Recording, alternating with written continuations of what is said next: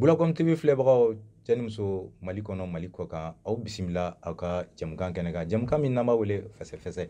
Fɛsɛfɛsɛ jɛmukan bi kɛ sababu ye ka kuma di maaw ma u kana an ka kumaso kɔnɔ ka se k'u ka hakilinaw fɔ. O la bi an b'an ka jɛmukan kɛnɛ kan maa b'an bolo kɔrɔ yan nɔ n'an b'a wele Zumana Jara.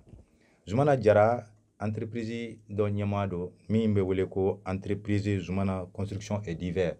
Ale b'an bolo bi nka babu min b'a bolo ka ɲɛsin a ka entreprise ma a bɛ se ka o walawala n ye. O kɔfɛ an bɛna don an ka bi sujet yɛrɛ kɔnɔ. Bi sujet bɛna kɛ tali kɛ min kan o ye gɛlɛya min bɛ yen n'o ye kɛrɛnkɛrɛnnenya la CEDEAO maaw kɛlen bɛ ka ɲangili bere min ta ka Mali sɛgɛrɛ. O hukumu kɔnɔna la ɲangili in kɛra sababu ye ka se ka gɛlɛya min lase sojɔko la. An bɛ don min na komi bi an ka baro fanba bɛna bolo kan. O kuma la aw bisimila ko kura aw mana kɛ yɔrɔ yɔrɔ Mali kɔ kan Mali kɔnɔ k'aw ka foli fɔ san ani waati Bulakom TV sanfɛ. Zumana Jara i bisimila an ka kumaso kɔnɔ. I nana an ka kumaso kɔnɔ a diyara n ye. I ka entreprise tɔgɔ EZCD. EZCD. An b'o wele nanzarakan na ko entreprise Zumana Construction et Divers. Nka i bɛ se ka mun wɛrɛ fara o kan an ka faamuyali ka se ka ci di. Donc an balima Bula TV lamɛnna bɛɛ fo. Donc ne ye Zumana Jara ye entreprise Zumana Construction et Divers EZCD o ye n ka entreprise tɔgɔ ye. An sigilen don an bɛ entrepreneur baaraw kɛ mɔgɔw ye. O entrepreneur baara ninnu fanba ɲɛsinnen bɛ sojɔ de ma. Ouais, ɲɛsinnen don sojɔ ma. Sojɔ b'o la, aménagement b'o la, fɛn caman b'o la quoi. Voilà. Donc maintenant génie civil kan. An ka base y'o ye kosɛbɛ. Ok, o diyara n ye. Sisan an bɛna don an ka ɲininkaliw kɔnɔ. Ni o ye an bɛ don min na ko bi an ma dogo mɔgɔ si la k'a fɔ CEDEAO n'o ye farafinna tilebinfɛ bolo ye o ka tɔnba kɛlen bɛ ka jalaki bere ta ka Mali sɛgɛrɛ. O jalaki min n'an b'o kɔnɔna la a kɔlɔlɔ tɛ. Yali a kɔlɔlɔ dɔ selen don sojɔ baaraw ma aw minnu ye technicien ye. An lamɛnbagaw bɛɛ fo. CEDEAO ka gɛlɛya in sojɔko fanfɛla la a gɛlɛya dɔɔni lasera an ma. Mais a gɛlɛya min lasera an ma o tɛ CEDEAO nɔ ye. O ye anw yɛrɛ de ye. Parce que an y'an ka gɛlɛya ta k'a adhérer ka sababu kɛ CEDEAO ye. CEDEAO tɛ. Kuma dɔw la an b'a la kɔlɔsi k'a fɔ Mali kɔnɔ fɛn caman turu bɛ da fɛn dɔw kun k'a sɔrɔ o t'a kun yɛrɛ ye. O t'a kun yɛrɛ yɛrɛ. Sori CEDEAO nana sɔrɔ siman bɛ bɔ anw fɛ yan. Mais CEDEAO de bɛ siman min na caman kɔni bɛ na CEDEAO fɛ. Jamana wɛrɛw fɛ minnu bɛ CEDEAO la. Minnu bɛ CEDEAO la. Donc n'i y'a jateminɛ ne bɛ se k'a fɔ an ka gɛlɛya CEDEAO tɛ. Nɛgɛ filɛ. Parce que komi an bɛ kuma sojɔko de kan. Nɛgɛ filɛ fɛn ma fara nɛgɛ prix kan. Les matériels fɛn ma fara olu si prix kan. Maintenant matériaux min bɛ yen nɔ n'o ye siman ye o min bɛ bɔ an fɛ yan n'ale tɛ bɔ yɔrɔ wɛrɛ la o de kɛlen don problème ye an bolo. Parce que siman de kɛlen don problème ye. Siman de kɛlen don. Parce que n'i ye sojɔ fɔ i b'a ye k'a fɔ fɛn caman b'a la minɛn ka ca. I ye matériaux ni matériel minnu fɔ ninnu bɛɛ lajɛlen bɛ kɛ sababu ye so bɛ se ka jɔ. Nka sojɔ minɛn ninnu fɛnɛ la bakuruba la a gɛlɛya fanba yɛrɛ bɛ simanko de la. Sojɔ minɛn fanba n'i ye so yɛrɛ jɔko fɔ dɔrɔn la base matériaux kunda même ni ossature nɛgɛ ni fɛn ninnu même n'olu bɛɛ bɛ yen nɔ mais base ye siman de. Vraiment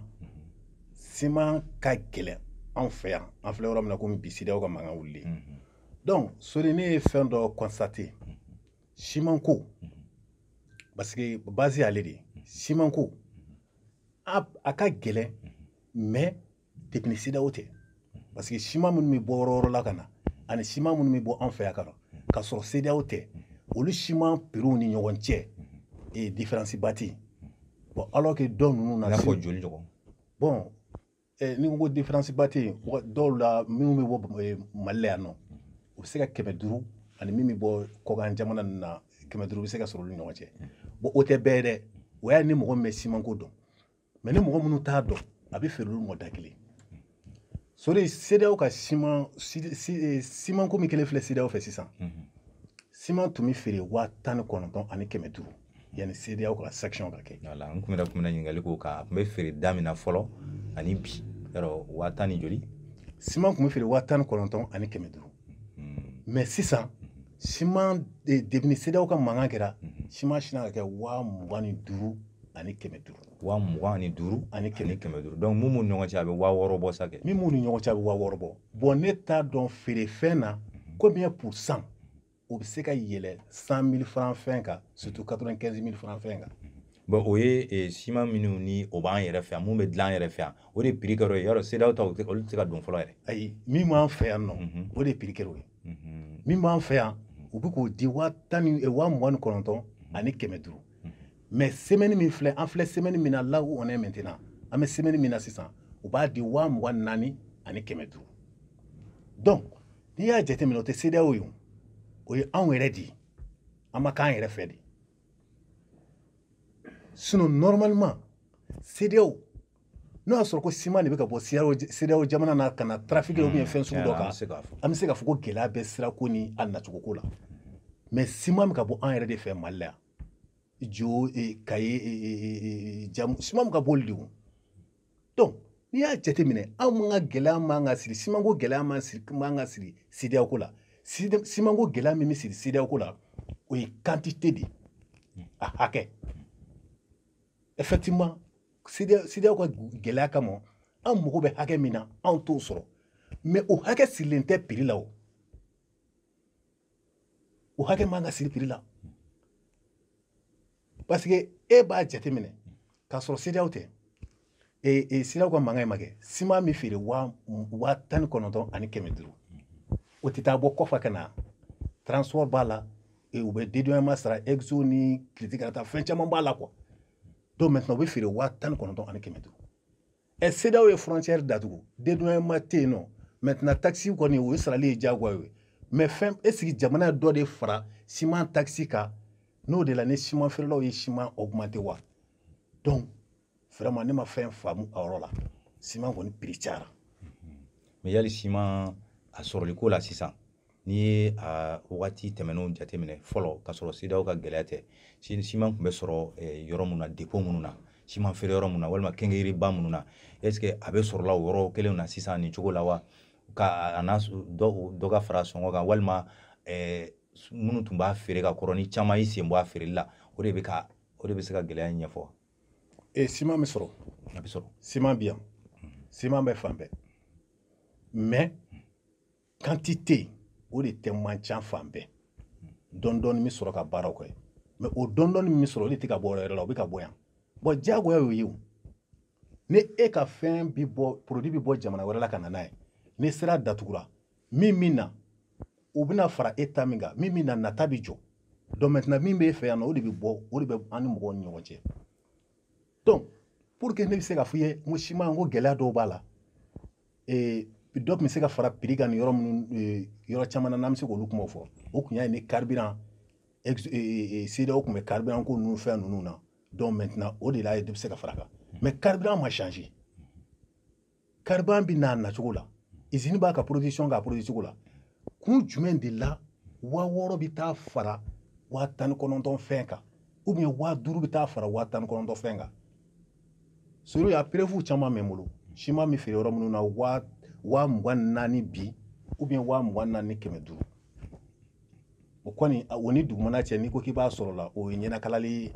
fo ni sababu ɲuman dɔ y'i sɔrɔ wala ɲɛna o sɔrɔ man di mais min kɔni bɛ yen k'i b'i wuli k'a san min na k'i ka baara k'a la o ye 120 000 122 500 ye. bon sisan ni an y'a ta k'a lajɛ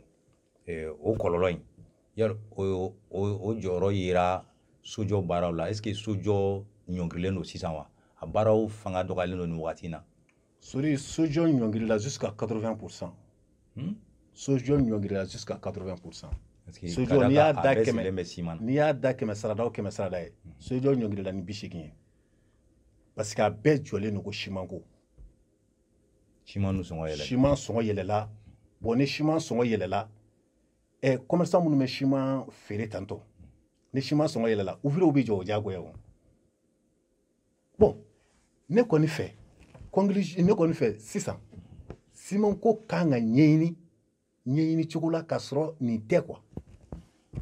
a kan ka ɲɛɲini cogo wɛrɛ la parce que CEDEAO ta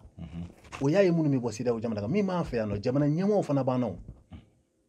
minnu bɛ yan nɔ ani minnu sigilen don feere latigɛli fana kama sanni feere latigɛli kama ministère fana bɛ yan nɔ minnu bɛ se k'olu gérer donc ne kɔni fɛ ni nin fɛn sugu bɛ na jamana kɔnɔ n'a kɛra donc mina minnu ka baara don président n'a ka gouvernement ye minnu bila a la a b'olu fana sɛgɛsɛgɛ nin baaraden in kun dira aw ma a bɛ ka taa cogo di o kaɲi a bɛ fɔ o ma ko suivi voilà a bɛ ka taa cogo di mais n b'a dɔn an bɛna o développer sɔɔni mais an bɛ wagati min na komi sisan ni mɔgɔ min y'a ɲininka k'a fɔ ni gɛlɛya mun filɛ n'a bɛ sojɔ baara la mɔgɔ minnu bɛ yen ni contrat dir'u ma sisan par exemple i ka so jɔ aw bɛnna la contrat dir'i ma i ka so jɔ nin montant in na donc i sɔnna o contrat ma bon ni siman ko gɛlɛya in nana don o kɔnɔna la sisan o ko bɛ gérer cogo di sisan i bɛna ban ka mɔgɔw ka so jɔ ka d'a kan ko siman gɛlɛyara walima a tigi bɛ obligé ka dɔ fara contrat wari fana kan aw minnu b'a baara kɔnɔna la ni nin cas sugu nana a ko bɛ se ka gérer sori nin cas de ye problème camanba ye ni problème ka bon kosɛbɛ dɛ ni problème min filɛ nin ye parce que aw fana sɛbɛn de k'aw ni ɲɔgɔn cɛ ni contrat kɛra i ni mɔgɔ cɛ contrat kɛra i ni mɔgɔ cɛ k'i b'a ka so jɔ maintenant i b'a jɔ parce que ale ye wari d'e ma moment min na o wagati y'a sɔrɔ gɛlɛya ma kɛ aw bɛnna ka wagati min na o y'a sɔrɔ gɛlɛya ma kɛ donc maintenant ale ye wari d'e ma bon wari tɔ laban minnu bɛ d'i ma n'o de bɛnna ni gɛlɛya wagati ye contrat signé donc maintenant a bɛ se ka ɲɔgɔn ye ka kuma o yɔrɔ la ɲinɛ ni contrat kɔni signé na kɔni a banna c'est comme si ne taara i ka ciment ne taara tɔni 10 wari di ciment feerela ma k'i mago bɛ ciment tɔni 10 na e ye kalo 2 kɛ e mana kalo 3nan e ko k'e bɛna baara kɛ e ye baara daminɛ ni ciment prix augmenteli bɛnna a b'e ka ciment de d'e ma a b'a d'i ma a b'e ka ciment d'e ma cogo bɛɛ la cogo bɛɛ a b'e ka ciment ta k'a d'e ma zo n'ale fana n'a taabolo ni dɔ farala ciment prix kan o wari fana se t'ale sa a b'a ko kɛ cogo di bon komi an bɛ jamana min kɔnɔ toujours fɛnw bɛ na o kumaɲɔgɔnyaw bɛ na ɲinɛ sariya kɔnɔ i b'a ka ciment d'a ma a ka ciment de b'e fɛ yen a ye ka wari minɛ ka récit d'e ma récit de ye ka ciment ye e ka ciment b'a fɛ yen c'est comme si ni mɔgɔ min fana ye wari contrat n'i ye mɔgɔ ka so signé k'i b'a jɔ donc n'i ye mɔgɔ ka contrat signé mɔgɔ fɛ k'i b'a ka so jɔ maintenant wari bɛ sara waati min na par exemple aw bɛnna so bɛɛ jɔli kan avance sara la walima a dɔw la wari bɛɛ sara la yɛrɛ ni wari bɛɛ sara la yɛrɛ ɲininkali t'o la o ni wari bɛɛ ma sara ni wari tilalen don tranche 3 ɲɔgɔnna ye donc maintenant tranche fɔlɔ n'o y'a sɔrɔ e ye soubassement kɛ ka élévation kɛ maintenant tranche laban n'o de bɛnna ni finition ye ko ciment gɛlɛyara o wagati donc à ce moment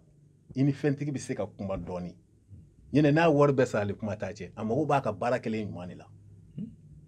ale tɛ ciment gɛlɛya ko dɔn CEDEAO ko kɛra baara ye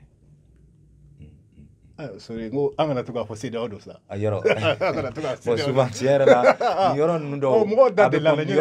yɔrɔ ninnu compliqué len don n'i y'a ta k'a lajɛ i b'a ye sɔrɔ nin yɔrɔ ninnu compliqué len don donc ka da sisan i ka entreprise tigi obligé len don sisan ka baara kɛ hali n'o y'a sɔrɔ la ciment sɔngɔ yɛlɛnna n'o y'a sɔrɔ ciment sɔngɔ yɛlɛnna ni contrat b'a cɛ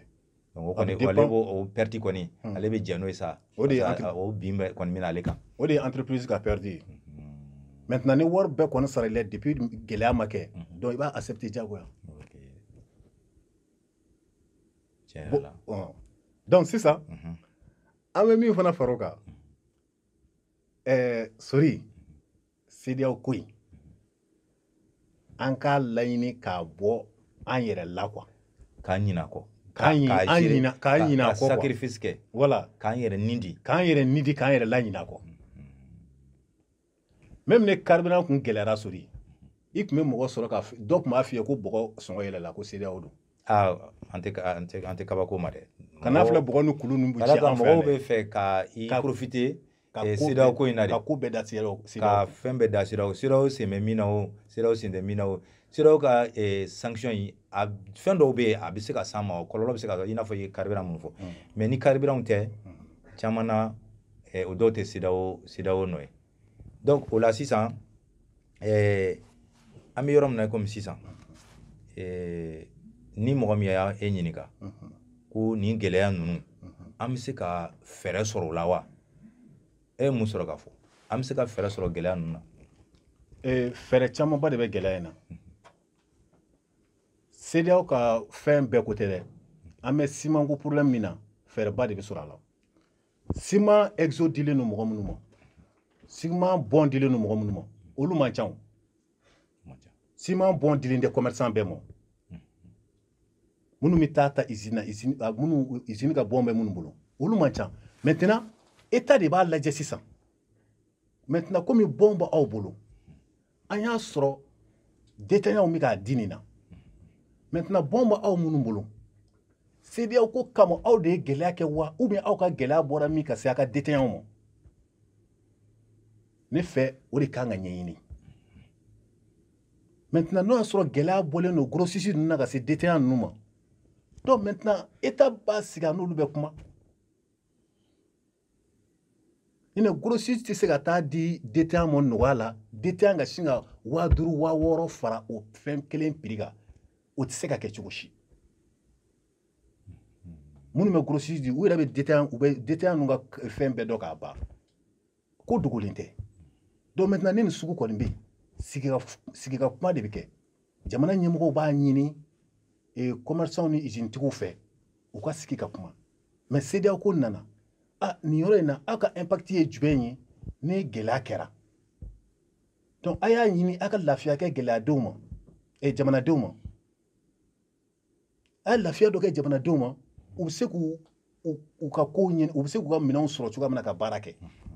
d'accord voilà mais ouvrier ka ca chantier kɔnɔ baarakɛla ka ca min tɛ maçon ye dɔw bɛ yen nɔ i b'a sɔrɔ u ka baara tɛ directement siman na baara ye mais yali a kɔlɔlɔ in fana selen ma misalila n'an ye électricien ta sisan ale ka baara ye courant don ye a bɛ kogo sɔgɔ ka courant don ka courant filiw don bon n'i ye électricien ta sisan yali siman ko in sababu la électricien fana ka baara bɛ se ka jɔ wa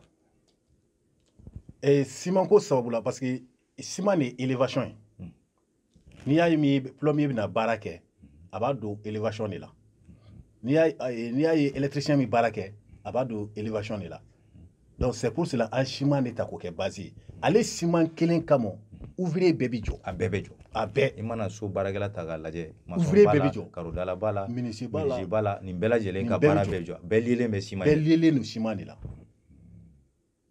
n'i y'a misali yɛrɛ ta k'a lajɛ ale biriki usine minnu b'an fɛ yan nɔ i bɛ taa sɔrɔ o usine na biriki stock baden de b'u bolo biriki stock caman bɛ fan bɛɛ parce que ka sababuya kɛ siman ko ye bon ni biriki stock fana cayara usine na donc o y'a sɔrɔ journaliers bɛ usine tigi bolo contractuels b'a bolo donc journaliers ninnu bɛ tila ka taa chômage la donc i ye chômage bonyani yan nin fɛn kelen kama chômage bɛ ka bonya ka taa fɛ k'a ye so baarakɛla tila bɛɛ lajɔ bon ni dun ye sɔrɔ ta k'a lajɛ so baara jɔyɔrɔ ka bon sɔrɔ la sɔrɔ tilatilali la wari min bɛ don so la a bɛ ouvrier caman na marché an ye ouvrier minnu tɔgɔ fɔ an da la sisan nin kelen sirilen bɛ so baara la ni nin kelen jɔra donc i b'a ye k'a fɔ gɛlɛya caman b'a la gɛlɛya caman b'a la i ma cɛncɛnw ni fɛnw bɛɛ i bɛ taa mobiliw bɛɛ jɔlen sɔrɔ fafalen jɔlen sɔrɔ siradaw la cɛncɛnw na a bɛ kɛ ka kɔrɔ dɛ mais évolution foyi tɛ yen n'i tɛ siman baara kɛ n'i ka ɲinini sirilen don a la bi i bɛ gɛlɛya santi gɛlɛya bɛ yen bi ouvrier kunda siman ko fanfɛla kan parce que an bɛ min y'a ta ouvrier ka facteur ka ca ale mɔgɔ min bɛ ka construction métallique kɛ min bɛ ka porte ninnu soudé donc n'i y'a jateminɛ i b'a dilan i bɛ taa don fɛn dɔ de da la o mais siman ko gɛlɛya sera nɛgɛ baarakɛla fana ma donc produit min don vraiment a nafa ka bon sojɔ la so yɛrɛ base de don donc o de la an y'ale facteur kelen ta bon n'ale fana tɛ foyi ma fara fɛn wɛrɛ prix kan donc u k'a lajɛ u ka kuma commerçant ninnu fɛ u ka nɔgɔya kɛ mɔgɔw ye an kana nin da CEDEAO kun an kana nin da CEDEAO kun o bɛ kɛ k'an ka jɛmukan kuncɛ mais kuma laban Zu sisan an b'o fɔ welewelemada ka kuma kuncɛ ni welewelemada dɔ b'i bolo ni appel dɔ b'i bolo ka ɲɛsin an ka jamana ɲɛmɔgɔw ma Asimi Goyita o mun bɛ k'an ka jamana mara nin wagati na a n'a ka premier ministre Choguel Kokala Mayiga ni welewelemada dɔ b'i bolo ka ɲɛsin olu ma ani jamanadenw fana anw de ye maliyɛnw ye anw de bɛ Mali kɔnɔ CEDEAO ka gɛlɛya min bɛ an kan an bɛɛ de bɛ ka jɛ ka supporter ɲɔgɔn fɛ donc e yɛrɛ bolo sisan e bɛ se ka welewelema jumɛn kɛ ka ɲɛsin jamana ɲɛmɔgɔw ma ani jamanadenw fana ma. Ne bɛ se ka welewelema min kɛ Assimi n'a ka gouvernement ma olu bolo tɛ baara bɛɛ kɛ u kɛlen n'u ka mɔgɔw de bila nin yɔrɔ ninnu na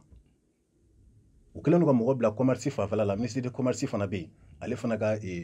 directeur régional bɛ yen bon u ka détails ka ca maintenant bolo mana funu a bɛ d'a tigi de kɔrɔ a tigi ye jɛni o Assimi ni gouvernement de donc u k'a lajɛ u ka commerçants fɛ dɔ ka bɔ ciment na u kana adhérer CEDEAO la cogo si u ka dɔ bɔ ciment na o kɔni ne ka welewelema dakan ye. Ok Zu an b'i fo k'i waleɲuman dɔn an b'a yira Bulacom TV filɛbagaw la ko jɛmukan kuncɛra nin yɔrɔ in na k'aw bɛɛ lajɛlen fo k'aw waleɲuman dɔn Zumana Jara de tun b'an bolo kɔrɔ an bɛɛ ye Zumana Jara min ni cakɛda b'a bolo sojɔ bunakun kan n'a bɛ wele ko EZCD i k'a dɔn k'a fɔ ale de n'an ye babu kɛ bi ka ɲɛsin gɛlɛya mun ni sanction min ni CEDEAO kɛlen bɛ k'a ta ka ɲɛsin an ka jamana ma o gɛlɛya in kɛra sababu min ye ka kɔlɔlɔ min lase sojɔ bunakun kan an ka baro tun b'o kan an b'aw bɛɛ lajɛlen fo k'aw bɛɛ lajɛlen waleɲuman dɔn an b'a fɔ Ayisa k'a k'an bɛn